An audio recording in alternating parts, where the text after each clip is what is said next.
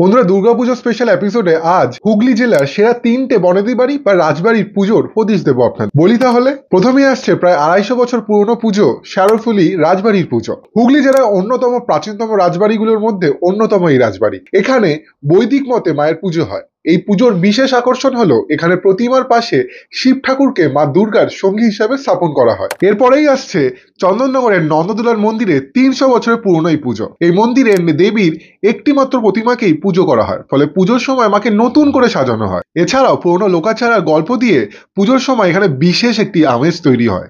বন্ধুরা, হুগলির ভদ্রকালী অঞ্চলে স্থাপিত চাটুজ্জি বাড়ির 400 বছরের পুরনো দুর্গাপুজো আসবে আমার পরের তালিকায়। বন্ধুরা, জানা গেছে এখানে বহু প্রাচীন উপাচার মেনে আজও পুজো করা হয়। পুজোর সময় বহু প্রথাও মেনে চলা হয়, ফলে এখানে বহু দর্শনার্থী তো বটেই, বহু ভক্তেরও সমাগম ঘটে। বন্ধুরা, সবার শেষে একটি বোনাস পুজোর সম্বন্ধে আপনাদের বলে দিই। শ্রীরামপুরের গোস্বামী বাড়ির পুজো আপনারা দেখে আসতে পারেন।